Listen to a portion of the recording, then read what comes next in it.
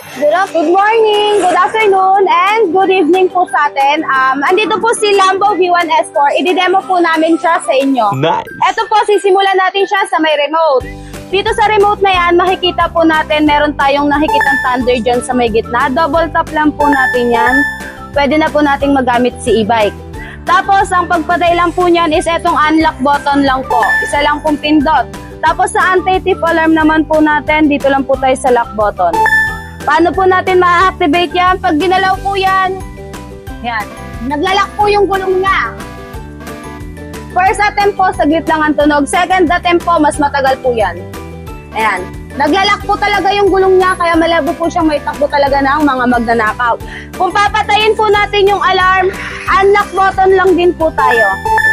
Ayan. Tapos sa susi naman po natin, ito. Susi po, ayan. Automatic po, pag on po natin yan, pwede na natin patakbuhin si e-bike. Tapos konting tapak lang din po ang kailangan natin. Hindi po siya kagaya ng ibang motor, no, kaya ng mga sasakyan na may neutral po. Ito po, automatic pag on natin, pwede na po siyang tumakbo, kagaya po niyan. Tapos po, ito po yung drive and reverse natin. Dito po tayo sa gilid. Drive po, ito po yung reverse. Reverse po, automatic mag-open po yung reverse cam natin. Ayan po, reverse po tayo. Saan po, naka-disc brake po tayo dito. Ang disc brake po natin, ayan, konting tapak lang natin, kakagat po kagad yung preno natin.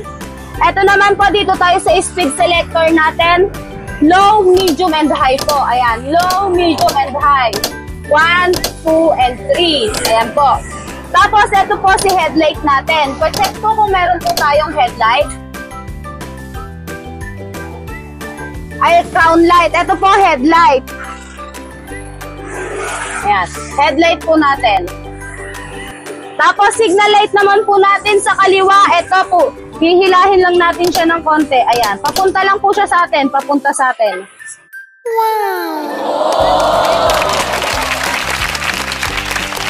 Po yan sa may likuran. Kanan naman po natin. Ayan po. Ang wiper po natin, automatic na po yan. Ayan po, automatic po ang wiper natin. Papaganahin lang po natin si wiper pag naulan po Tapos po, sunod naman po natin, ito si Bluetooth speaker po natin. Pwede po tayong mag-USB, pwede pong radyo. Ayan, pwede pong radyo, pwede po tayong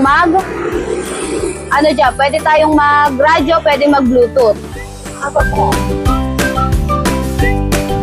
Tapos po, dito naman tayo sa may cargo natin.